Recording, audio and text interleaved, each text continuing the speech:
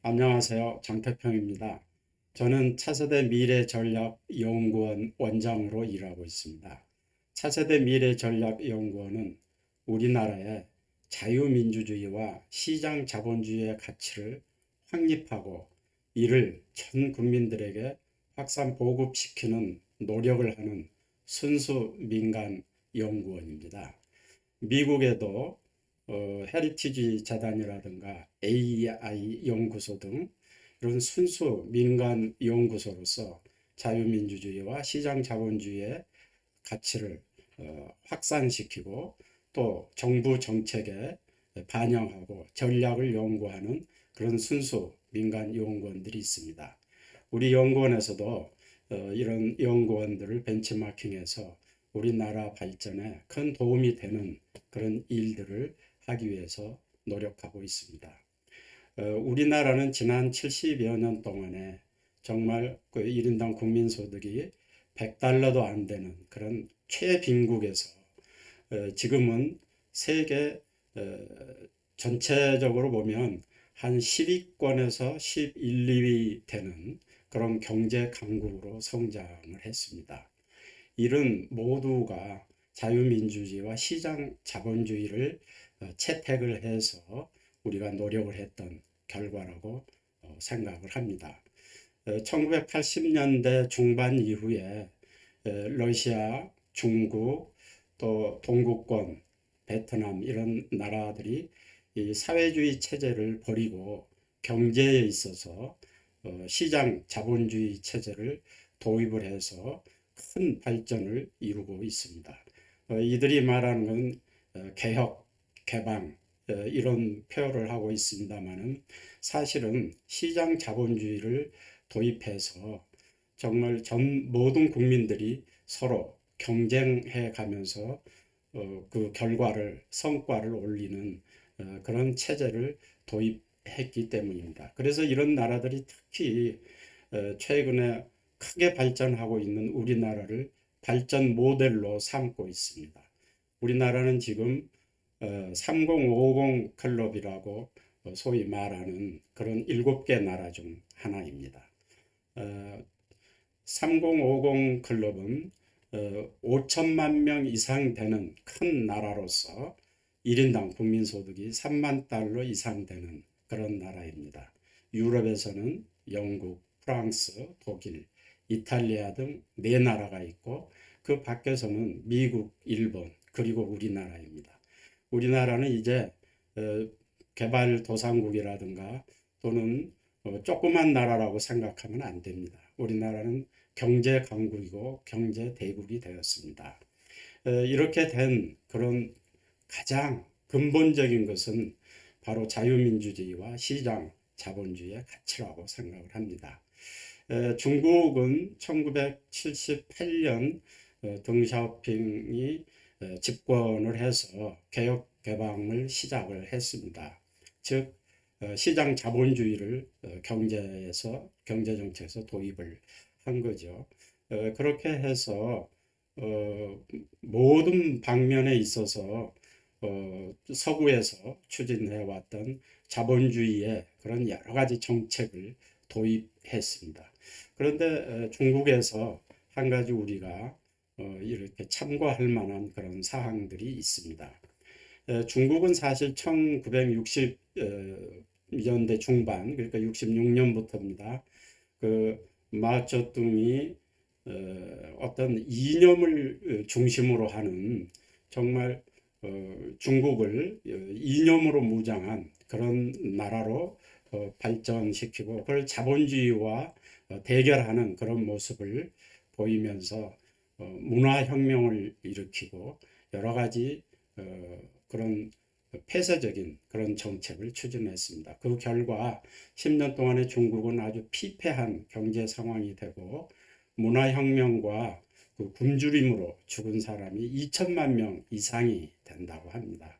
그래서 마쩌둥이 그 죽은 1976년 이후에 중국은 크게 달라지기 시작했습니다. 특히 1978년 그때 안의성에 샤오강촌이라는 조그만 그 어떤 벽지 마을이 있습니다. 이 마을에서 그동안에 굶어 죽는 사람들도 많고 정말 더 이상 우리가 이렇게 있어서는 살아갈 수가 없다. 이런 절박한 마음에서 그 중국에는 인민공사라고 있습니다. 집단 농장입니다. 그런 집단 농장에서 같이 일을 해서 정부에서 원하는 목표량을 채우고 이렇게 해왔는데 이렇게 해서는 우리가 안 되겠다. 그래서 각자 거기 18명의 농민들이 이 비밀 결의를 했습니다. 그래서 우리가 우리 인민공사라고 하는 우리 집단 농장을 각 개별 농장으로 배분을 하자. 그래서 각자 생산을 해서 그 생산 결과물을 인민공사 목표량으로 충당을 하고 그 나머지 부분은 우리가 각자 자기 소유로 하자. 이런 비밀 결의를 했습니다. 이것은 당시 중국에서는 사형감에 해당하는 아주 범죄라고 볼 수가 있습니다. 그러니까 공산주의 체제에서 자본주의 그런 어떤 방식을 도입을 하는 겁니다. 절대적으로 안 되는 그런 일인데 농민들이 너무나 굶주리고 너무 살 수가 없었기 때문에 죽음을 내놓고 그런 결의를 한 겁니다. 그래서 그 사람들이 한 결의서가 지금 남아 있습니다만 그 속에 보면 발각이 돼서 만일에 죽음을 당하더라도 이걸 끝까지 비밀로 하자. 그런 얘기를 하고 또 자기네들끼리 구두 약속을 했다고 그럽니다. 만일에 발각돼서 부모가 죽으면 그 자식들이 성장할 때까지 나머지 사람들이 책임을 져주자. 그런 아주 정말 죽음의 결의를 하고 생산 방식을 바꾸었습니다. 그랬더니 그 결과가 어떻게 됐냐면 79년도에 생산을 해보니까 5배가 더 생산이 된 겁니다. 그러니까 인민공사에서 집단 농장에서 합동으로 했을 때는 서로 시간 나면 놀고 자기가 최선을 다하지 않고 목표량만 달성하면 어떻게든지 자기 휴식을 취한다든가 자기 할 일 보고 그렇게 했었는데 자기 말하자면 자기 농장을 갖는 거나 다름이 없습니다. 소유는 아니지만 그 구분을 해서 그 농장에서 나는 거는 내가 다 갖기로 했기 때문에 조금이라도 더 생산을 해서 그래서 그 의무, 목표량만 내고 나머지는 전부 내 것이 된다. 이런 생각을 했기 때문에 그 열심히 정말 1년 동안 일을 해서 5배가 더 생산이 됐다고 합니다. 그리고 그 후 3년 동안 생산을 했는데 과거 15년 동안 생산한 생산량과 맞먹는다고 합니다. 그런데 이렇게 이 마을에서 이런 변화가 일어나는 것을 그 안위성 지도자들이 알게 됐습니다. 그런데 그 결과가 너무나 좋기 때문에 이거를 처벌만 할 게 아니라 이거를 중앙에도 보고를 해야 되겠다. 그래서 중앙에 보고를 했습니다. 덩샤오핑이 이 보고를 받고 깜짝 놀랐습니다. 뭐냐면은 정말 우리가 달라져야 되는 게 바로 이것이 개혁 개방의 그 요체라고 할 수가 있겠다. 이런 생각을 해서 1982년에 이거를 인정을 해줍니다. 그리고 83년에 연구를 해서 1984년에 모든 집단 농장들에 대해서 거기에 참여하는 농가들이 개별적으로 책임 생산을 하도록 제도를 완전히 바꾸고 1985년부터는 인민공사, 다시 말해서 집단 농장을 폐지합니다. 그렇게 해서 그동안 중국이 계속 식량난으로 굶주림에 허덕이고 있었는데 1985년부터 농산물 수출국가로 바뀌게 됩니다. 그래서 그 수출하게 된 연유가 그동안 연평균으로 모두 그동안 합산을 해보면 1984년 5년부터 과거에 생산하던 거에 50% 이상 증산이 됐던 겁니다. 그러니까 사실 덩샤오핑이 1978년 말에 집권을 해가지고 가장 먼저 이 굶주림의 문제, 식량 자금 문제를 어떻게 해결할 것인가. 그래서 많은 농업 정책을 내놨습니다. 그래서 집단 농장을 어떻게 효율화하고 뭐 비료나 농기계는 어떻게 공급을 하고 농업 정책을 어떻게 바꾸고 여러 가지 그렇게 생각을 해서 정책을 수립하고 있었지만은 그런 정책 아무 소용이 없었고 개인적으로 자기 책임하에 생산할 수 있도록 제도를 바꿈으로써 뭐 10%, 20%도 아니고 5배의 성과를 올리는 그런 변화가 있었습니다. 이것이 바로 시장입니다. 시장의 힘은 이렇게 크고 무섭다고 볼 수 있습니다.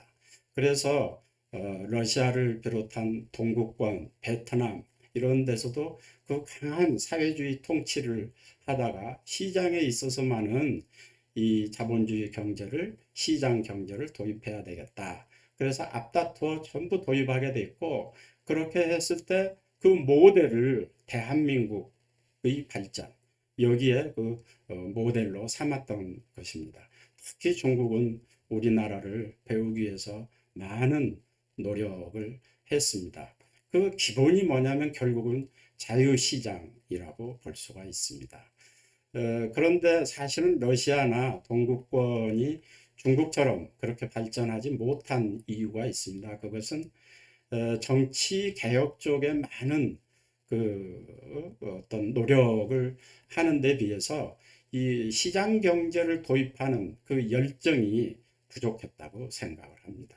그런 자유시장 경제를 좀 더 열정적으로 더 열심히 더 과감하게 그렇게 도입을 했더라면 오늘날 중국과 같이 G2 국가가 되는 그런 발전들을 다른 나라에서 했으려고 보는데요. 최근에는 사실 모든 나라들이 어떤 중국의 그 모든 사회주의 국가들이 중국의 모델을 따라서 그 시장 자본주의를 많이 도입하고 있습니다.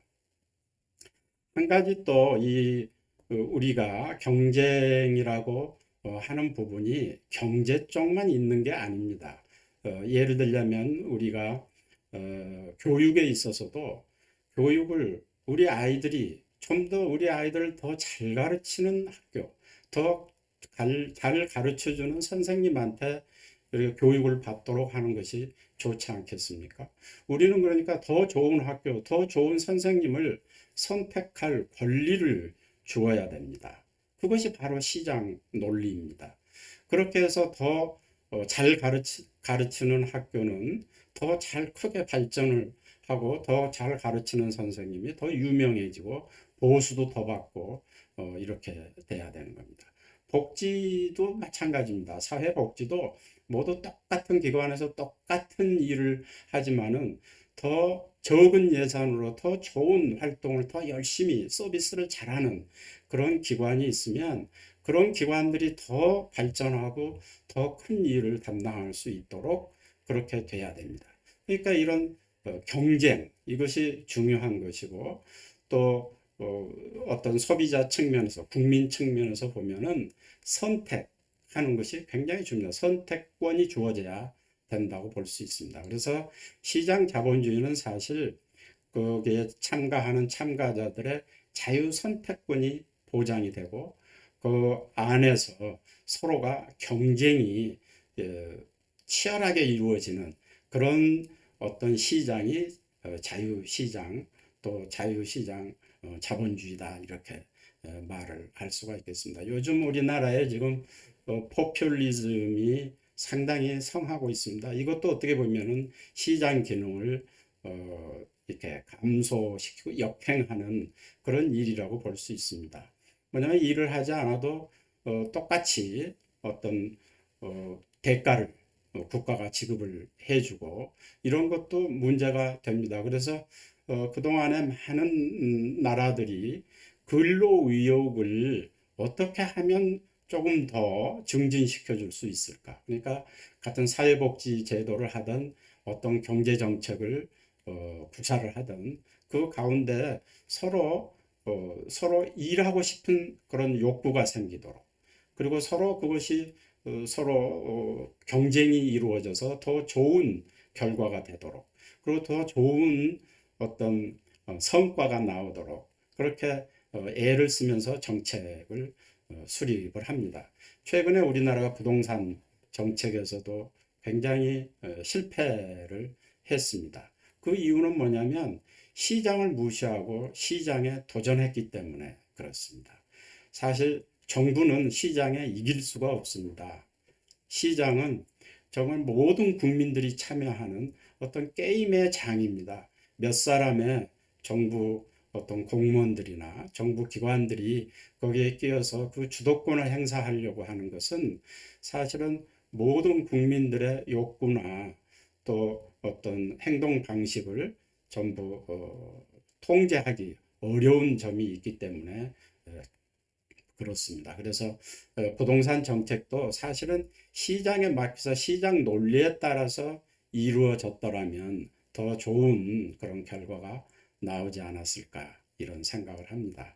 이런 점에서 보면은 새로운 정부에서는 어떤 그 자유시장의 가치를 존중하고 이 속에서 선택과 경쟁이 정말 활성화될 수 있도록 최선을 다해서 그걸 권장시켜주고 촉구시켜주는 그런 정부가 되었으면 좋겠습니다. 최근에 와서 우리가 여러 가지 국가 경쟁력이 약화됐다고 지금 하고 있습니다.